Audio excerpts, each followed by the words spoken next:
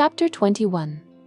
I was soon introduced into the presence of the magistrate, an old benevolent man with calm and mild manners. He looked upon me, however, with some degree of severity, and then, turning towards my conductors, he asked who appeared as witnesses on this occasion. About half a dozen men came forward, and, one being selected by the magistrate, he deposed that he had been out fishing the night before with his son and brother-in-law, Daniel Nugent, when, about 10 o'clock, they observed a strong northerly blast rising, and they accordingly put in for port. It was a very dark night, as the moon had not yet risen. They did not land at the harbour, but, as they had been accustomed, at a creek about 2 miles below. He walked on first, carrying a part of the fishing tackle, and his companions followed him at some distance. As he was proceeding along the sands, he struck his foot against something and fell at his length on the ground. His companions came up to assist him, and by the light of their lantern they found that he had fallen on the body of a man who was to all appearance dead. Their first supposition was that it was the corpse of some person who had been drowned and was thrown on shore by the waves, but on examination they found that the clothes were not wet, and even that the body was not then cold. They instantly carried it to the cottage of an old woman near the spot and endeavoured, but in vain, to restore it to life. It appeared to be a handsome young man, about 25 years of age. He had apparently been strangled, for there was no sign of any violence except the black mark of fingers on his neck. The first part of this deposition did not in the least interest me, but when the mark of the fingers was mentioned, I remembered the murder of my brother, and felt myself extremely agitated. My limbs trembled, and a mist came over my eyes, which obliged me to lean on a chair for support. The magistrate observed me with a keen eye, and of course drew an unfavourable augury from my manner.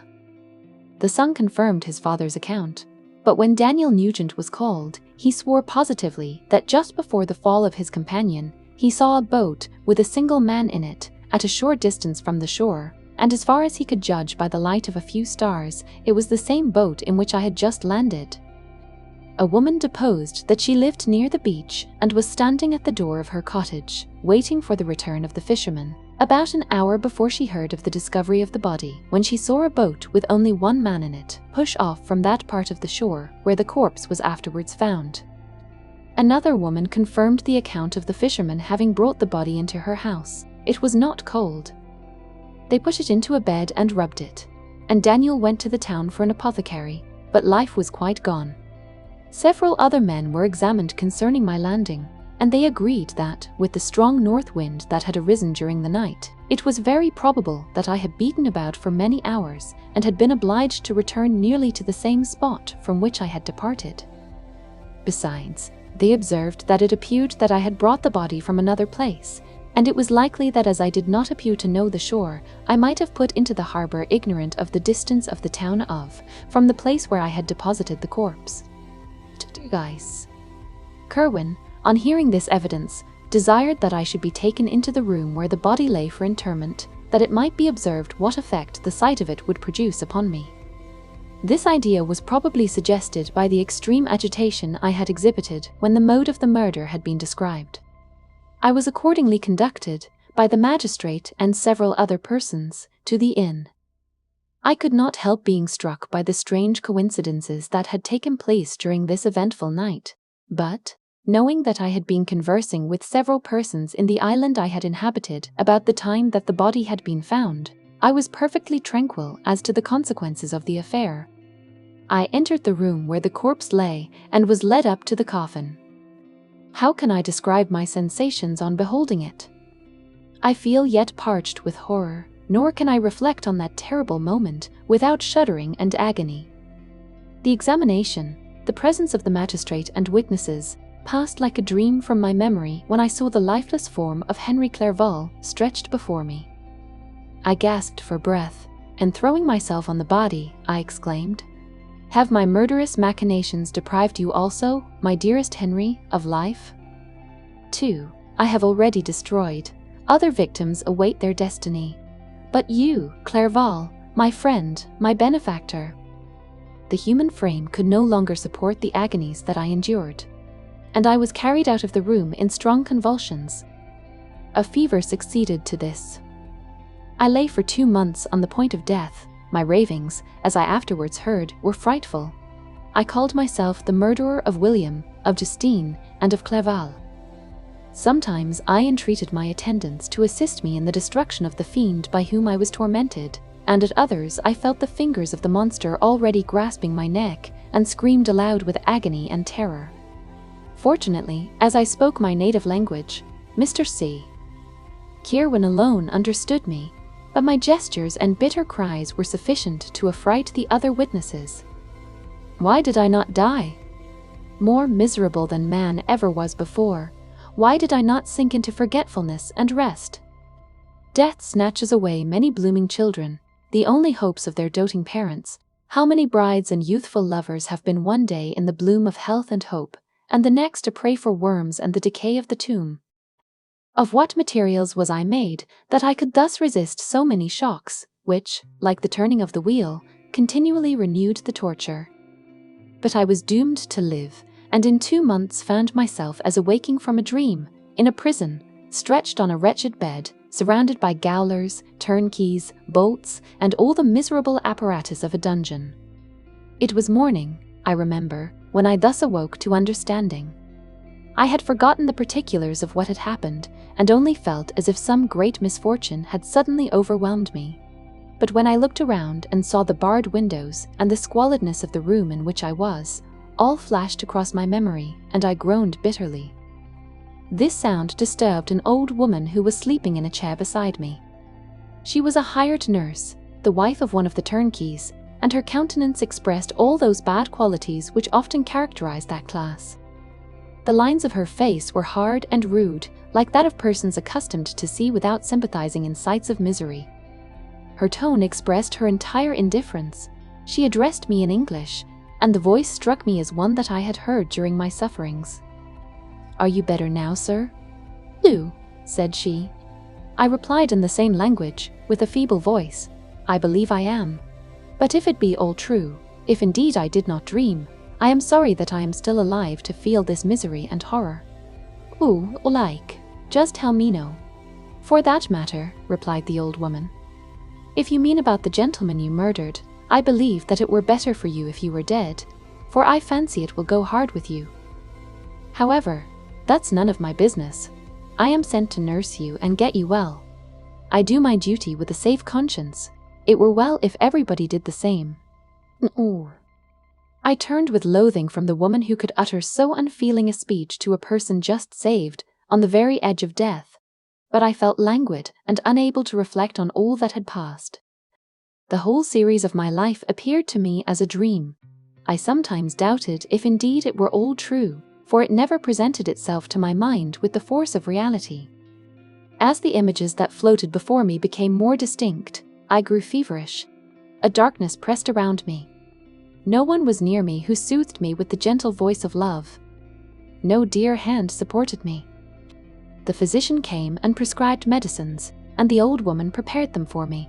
But utter carelessness was visible in the first, and the expression of brutality was strongly marked in the visage of the second.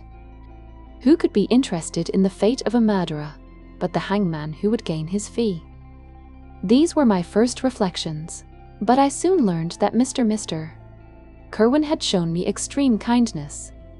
He had caused the best room in the prison to be prepared for me, wretched indeed was the best, and it was he who had provided a physician and a nurse.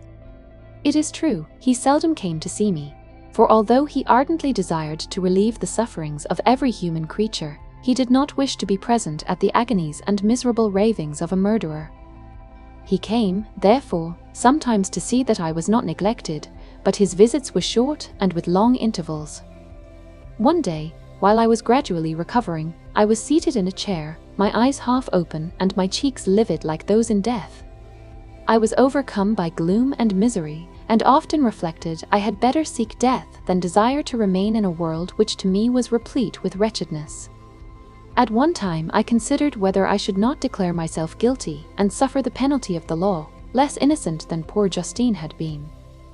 Such were my thoughts when the door of my apartment was opened and Mr. Starkweather Irwin entered. His countenance expressed sympathy and compassion. He drew a chair close to mine and addressed me in French. I fear that this place is very shocking to you. Can I do anything to make you more comfortable? I thank you, but all that you mention is nothing to me. On the whole earth, there is no comfort which I am capable of receiving. And White Dean. I know that the sympathy of a stranger can be but of little relief to one borne down as you are by so strange a misfortune. But you will, I hope, soon quit this melancholy abode, for doubtless evidence can easily be brought to free you from the criminal charge. And exesis, levendu. That is my least concern. I am, by a course of strange events, become the most miserable of mortals. Persecuted and tortured as I am and have been, can death be any evil to me? Well can you now, by making insistings. Nothing indeed could be more unfortunate and agonizing than the strange chances that have lately occurred. You were thrown, by some surprising accident, on this shore, renowned for its hospitality, seized immediately, and charged with murder. The first sight that was presented to your eyes was the body of your friend, murdered in so unaccountable a manner, and placed, as it were, by some fiend across your path. Been with my being Jenna? Better. Kerwin said this. Notwithstanding the agitation I endured on this retrospect of my sufferings, I also felt considerable surprise at the knowledge he seemed to possess concerning me. I suppose some astonishment was exhibited in my countenance, for Mr. Burst mask. Kerwin hastened to say, Immediately upon your being taken ill, all the papers that were on your person were brought me, and I examined them that I might discover some trace by which I could send to your relations an account of your misfortune and illness. I found several letters, and, among others, one which I discovered from its commencement to be from your father. I instantly wrote to Geneva. Nearly 2 months have elapsed since the departure of my letter. But you are ill. Even now you tremble. You are unfit for agitation of any kind.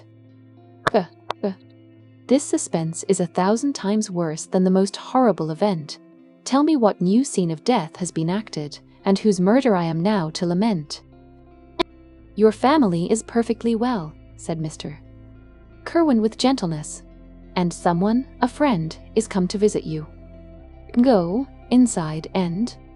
I know not by what chain of thought the idea presented itself, but it instantly darted into my mind that the murderer had come to mock at my misery and taunt me with the death of Clerval, as a new incitement for me to comply with his hellish desires.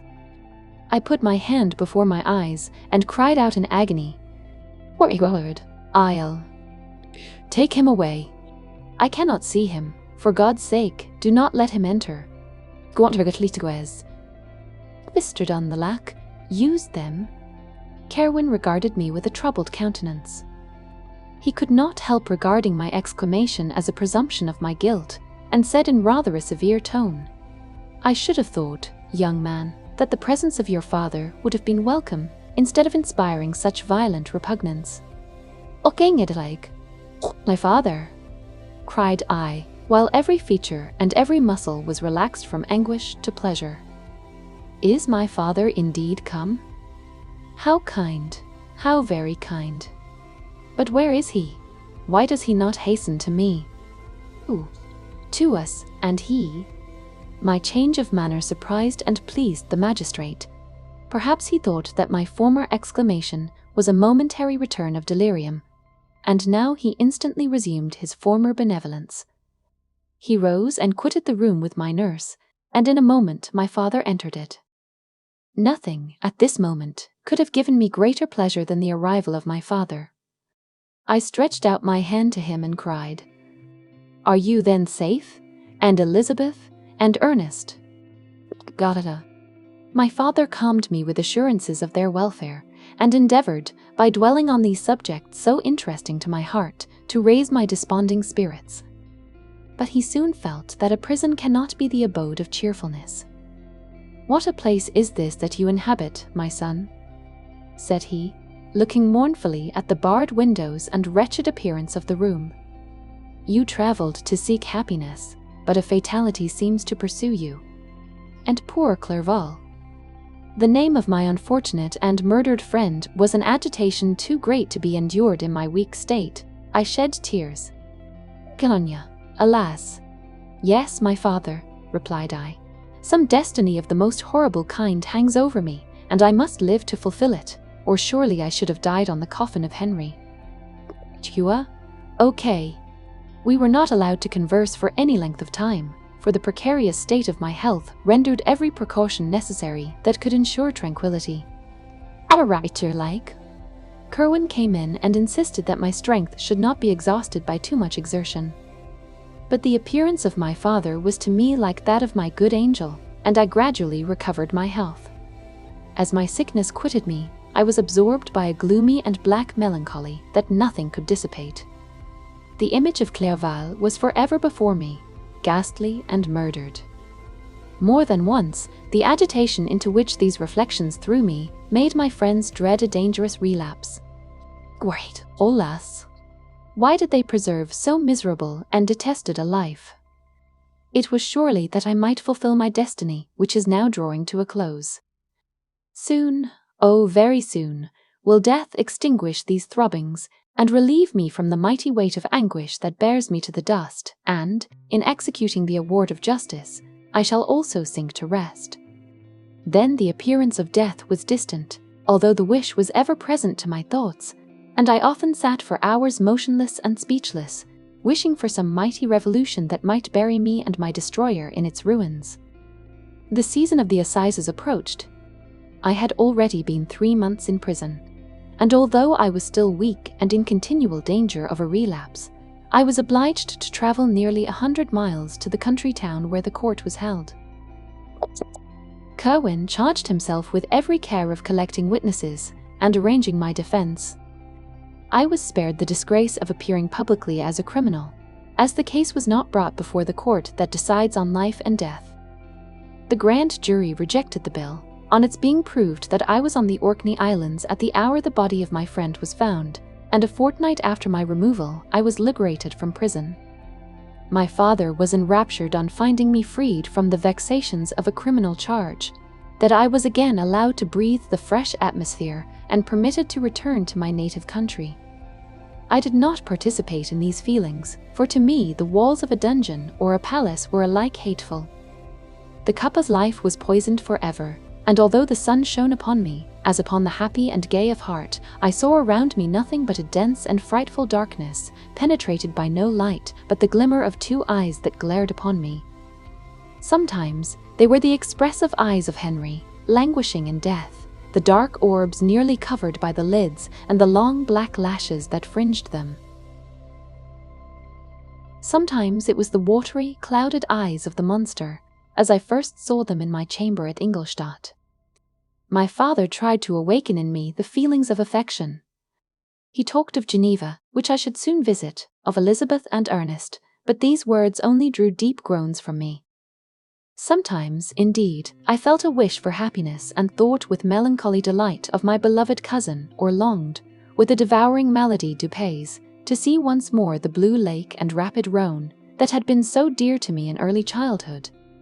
But my general state of feeling was a torpor, in which a prison was as welcome a residence as the divinest scene in nature, and these fits were seldom interrupted but by paroxysms of anguish and despair. At these moments I often endeavored to put an end to the existence I loathed, and it required unceasing attendance and vigilance to restrain me from committing some dreadful act of violence. Yet one duty remained to me, the recollection of which finally triumphed over my selfish despair. It was necessary that I should return without delay to Geneva, there to watch over the lives of those I so fondly loved, and to lie in wait for the murderer, that if any chance led me to the place of his concealment, or if he dared again to blast me by his presence, I might, with unfailing aim, put an end to the existence of the monstrous image which I had endued with the mockery of a soul still more monstrous.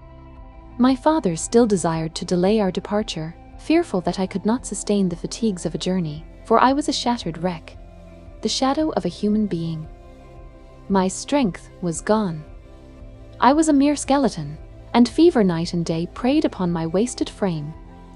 Still, as I urged our leaving Ireland with such inquietude and impatience, my father thought it best to yield.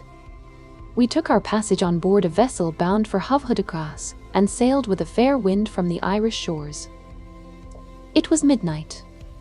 I lay on the deck looking at the stars and listening to the dashing of the waves. I hailed the darkness that shut Ireland from my sight, and my pulse beat with a feverish joy when I reflected that I should soon see Geneva.